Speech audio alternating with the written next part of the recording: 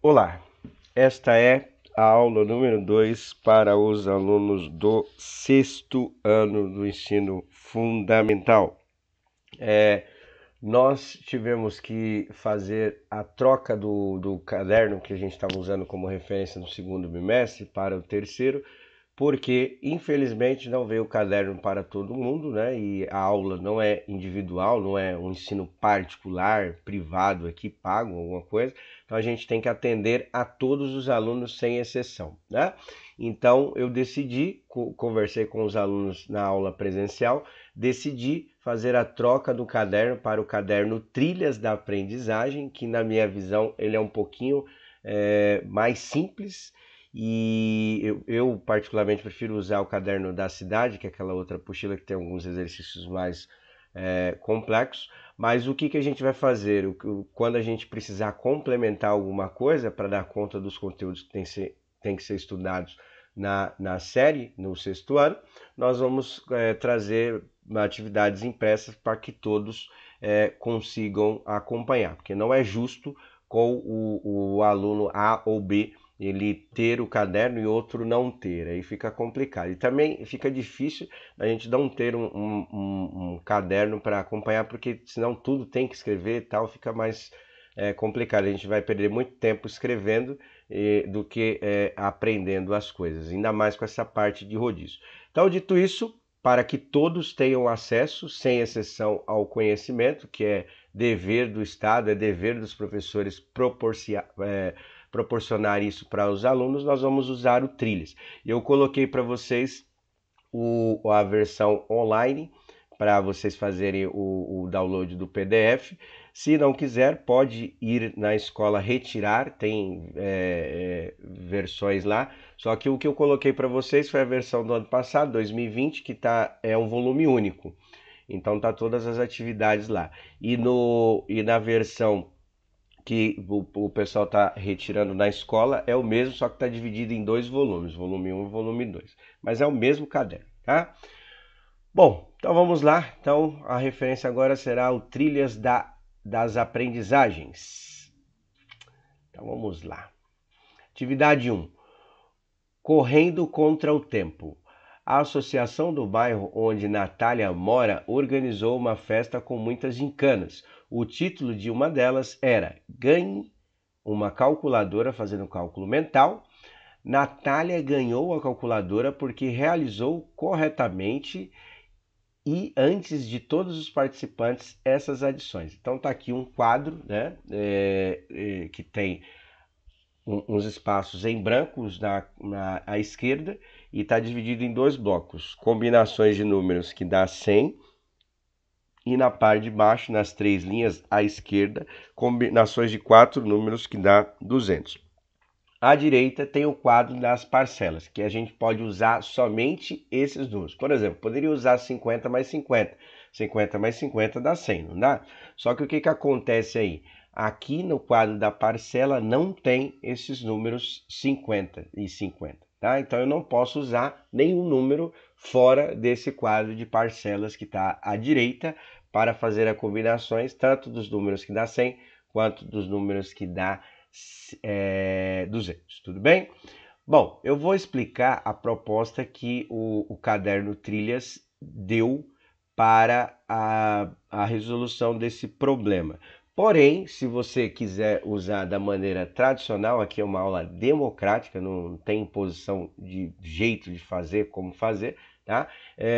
Eu só vou explicar como que foi feito pela proposta do caderno. Se você quiser fazer do jeito tradicional, o que é o jeito tradicional? Você montar lá 56 mais 83, fazer a soma, sobe tantas dezenas, tal, pode fazer desse jeito. Mas eu vou explicar a maneira que foi feito aqui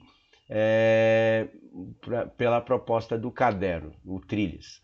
Sabe por que Natália ganhou a calculadora? Porque ela utilizou o que sabia sobre o sistema de numeração decimal e as propriedades da adição.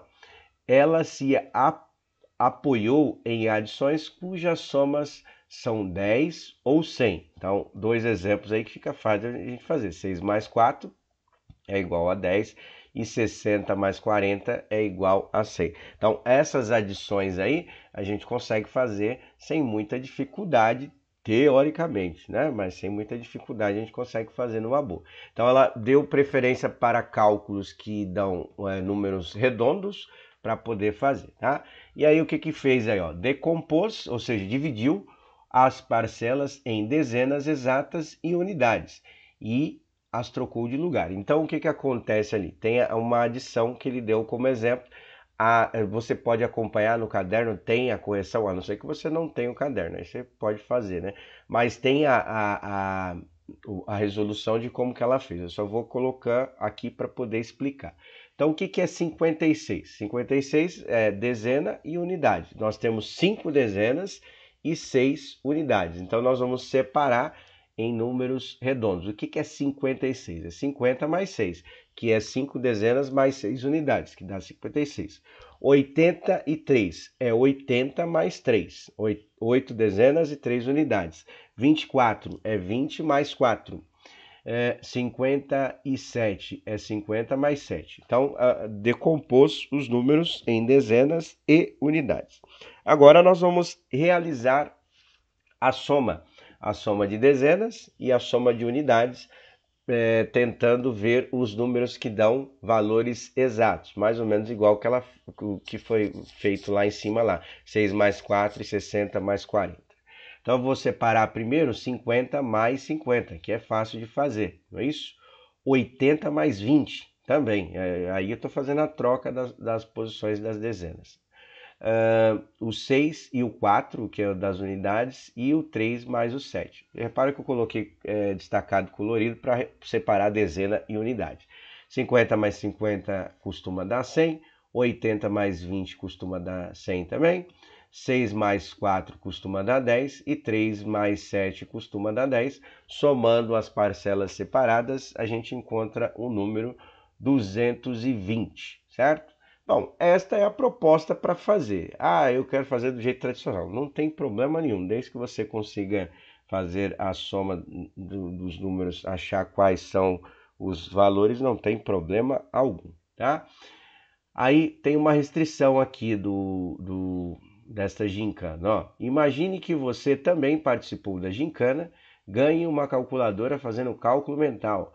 Encontre a soma das adições do quadro acima. Mas atenção, não pode registrar somas iguais trocando apenas as parcelas de lugar, como por exemplo 70 mais 30, que é igual a 100, 30 mais 70, que é igual a 100. Esses números não tem, tá lá, mas é só um exemplo. Eu não posso pegar os dois números e trocar de lugar e achar que é uma combinação diferente. Tem que achar dois números diferentes. Então eu vou fazer dois exemplos do 100, aí vai ficar 4 para vocês terminarem, e vou fazer um exemplo do 200, que aí vai ficar mais 2 para vocês terminarem. Então eu vou usar o mesmo número que eu usei na parte de cima e na parte de baixo, aí a gente já consegue fazer aí, tá? E não vamos usar todos os números do quadro que está à direita. Então eu vou pegar a primeira combinação, aqui eu vou pegar 90, ó, e é bom ir riscando aqui, tá? Que aí fica mais fácil, que aí você não corre o risco de repetir o número. Então 90 mais 10, certo? Tá aqui do lado. 90 mais 10 costuma dar 100. Vou pegar outra combinação, ó, 89 mais 11. 89 mais 11 costuma dar 100. Então, achei duas combinações. Vai ficar mais algumas para vocês poderem fazer. Não precisa ter a mesma ordem que eu coloquei, mas tem 6 combinações aí de números somados que dão igual a 100. Aí na parte de baixo, a gente só vai copiar os números que a gente usou em cima. Então, na parte de 100 são 2 números, na parte de 200 são 4. Então, eu vou colocar os mesmos números aqui, ó, 90 mais 10 dá 100, 89 mais 11 também dá 100, 100 mais 100 é igual a 200, certo? Então, aí ficam os números para vocês completarem. Tanto o número que vocês usarem em cima, pode usar na parte de baixo, vai dar a mesma coisa, tá? Não precisa usar todos os números que estão aí. Bom, continuando, atividade 2, professora ou professor é de mais ou de menos? Essa é uma pergunta que geralmente os alunos sempre fazem, né? Resolva o problema abaixo. Pedro e João colecionam figurinhas de jogadores da Copa. Pedro tem 145 figurinhas a mais que João. Se Pedro tem 400 figurinhas, quantas figurinhas João tem? Bom, é um problema que, como aparece a mais ali, aí o pessoal já fala assim, tem que fazer uma soma, né? E na verdade não. Por quê? Se eu pegar a quantidade de figurinhas que o João tem, mais as 145 figurinhas que o Pedro tem a mais, tem que dar os 400, as 400 figurinhas, né? Então, na verdade, isso é uma dica, né? Sempre que aparecer esse a mais aí, a gente tem que fazer a diferença para calcular o valor. Inclusive, na atividade de sondagem, a gente fez exercícios parecidos com isso daí, né? Então, se está a mais, eu tenho que subtrair para achar o valor que dá a diferença, porque ele está comparando a quantidade de figurinha que um tem e a gente precisa saber a diferença. A diferença é feita pela subtração. Então, eu já vou deixar indicado aqui para vocês, vai ser 400 menos 145 para dar o total das figurinhas que o o João tem. Bom, 5 não dá para tirar, 0 não dá para tirar 5, do lado também não tem, então a gente tem que pegar emprestado do 4. Então aqui vai passar a ser 3, do lado ficaria 10, eu já vou colocar 9 direto aqui, porque facilita aqui para a gente poder fazer, né? Então ficaria 10, tem que pegar emprestado novamente, ficaria 9, não é isso? E esse 9, do 10 ficando 9, esse 1 que eu tirei, eu vou passar ele para o outro lado. Ou seja, vai ficar 10 tira 5, 9 tira 4 e 3 tira 1. Resolve, já vai dar a quantidade de figurinhas que eu vou colocar um retângulo aqui representando este número. Para provar que o valor que nós chegamos aqui está correto, a gente vai fazer a prova real, que é o quê? Ele falou que se você pegar a quantidade de figurinhas que o João tem, mais os 145, tem que dar 400, que é a quantidade que o Pedro tem. Então, é só colocar esse número, repetir ele aqui novamente, somar com 145, tem que dar os 400, que é o número de figurinhas que o Pedro tem, certo? Faz os dois cálculos para provar que está correto o raciocínio. Bom, na sequência dessa atividade, o item 2, ele pede para a gente comparar a solução que 3 estudantes fizeram para esse problema que foi feito lá em cima, que é o problema das figurinhas.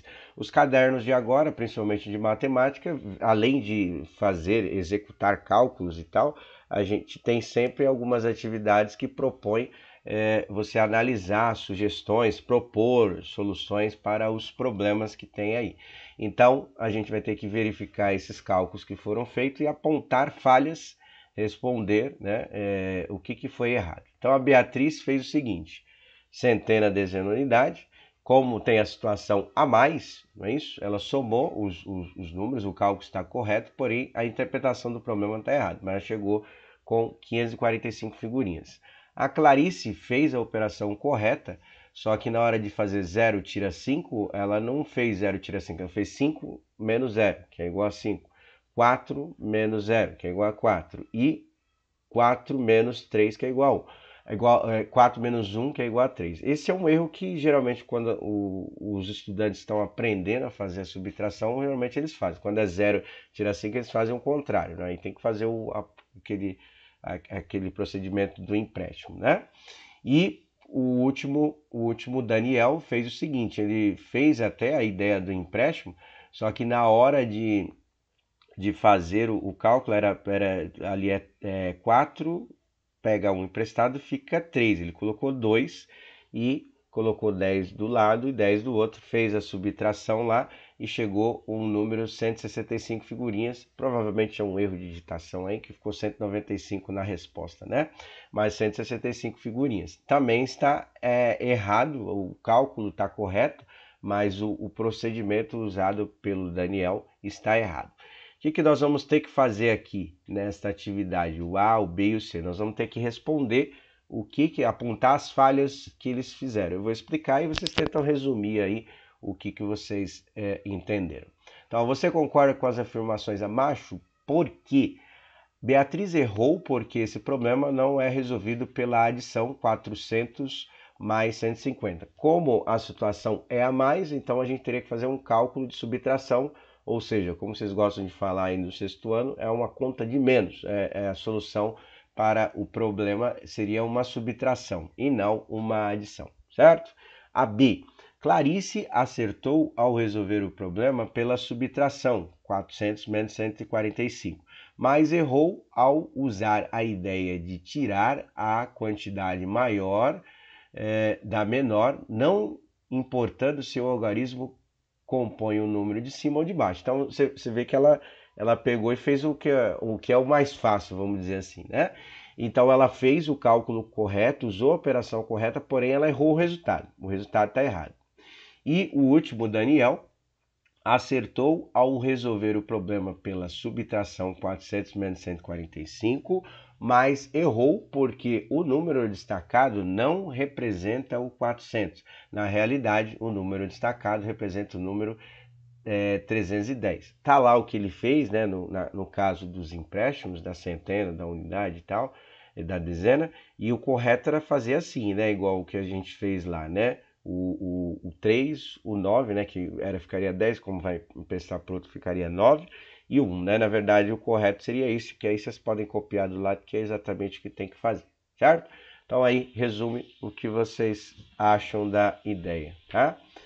Bom, o último exercício de hoje é a atividade 3, que tem algumas ideias para a gente poder comparar as multiplicações em cima de uma tábua que é chamada de tábua pitagórica ou tabuada pitagórica também, tabuada de Pitágoras.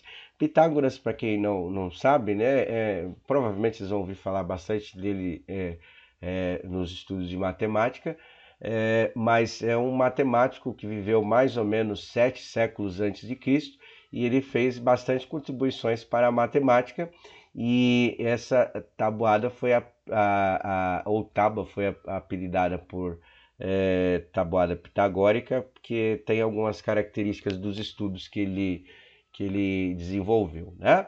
E, bom, não sei se alguns de vocês já fizeram assim. Geralmente a gente faz aquela tabuada tradicional, né? 1 vezes 1, 1, 1 vezes 2, 2 e assim vai. Mas essa tabuada ela ajuda, né? Porque ela tem já todas as tabuadas do 1 ao 10 e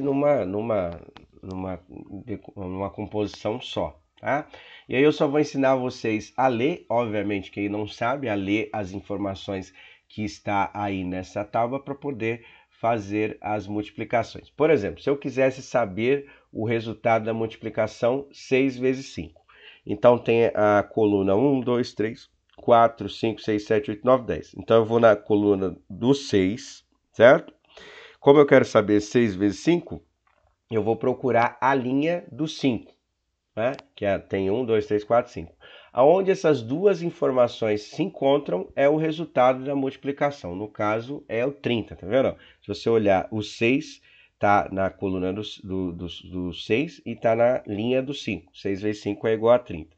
Outra aqui que eu vou fazer, 8 vezes 3. Então, o 8 está lá os resultados da coluna do 8 e o 3, aonde se encontra, 8 vezes 3 é igual a 24. Ou seja, esta é uma tabuada, só que a diferença é que você tem que ler por linha e coluna as informações, tá? Então, desta maneira que é feita a tábua ou tabuada de Pitágoras, tá? Aí você pode testar outros valores, né? 7 vezes 2, ver quanto que você consegue ler e tal. 8 vezes 9, aí você vê se você consegue chegar aos valores, porque a próxima atividade vai depender da leitura dessa tabela. Então aí você precisa ver essas informações aí com precisão para você poder responder essas partes da multiplicação aí, tá? Bom, a cada vez, compare os resultados da tabuada de dois números. Compare as tabuadas do número 1 e 2, depois faça o mesmo com a tabuada dos números 2 e 4, 3 e 6, 4 e 8, 5 e 10. O que você percebeu? Bom, repara que ele deu pares de tabuadas que um número é o dobro do outro. Ou seja, qual é o dobro de 1? 2.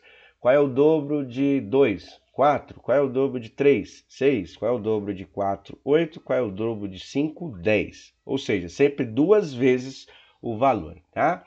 E aí, se a gente comparar os resultados aqui na tabuada, eu vou fazer do 1 e do 3 e 6, 1 e 2, 3 e 6, aí vocês já vão entender mais ou menos a ideia. Eu dei a sugestão nas aulas presenciais de circular os números que são iguais, para a gente perceber que tem alguns valores que são iguais e perceber a variação na linha, tá? Então, eu vou fazer na linha.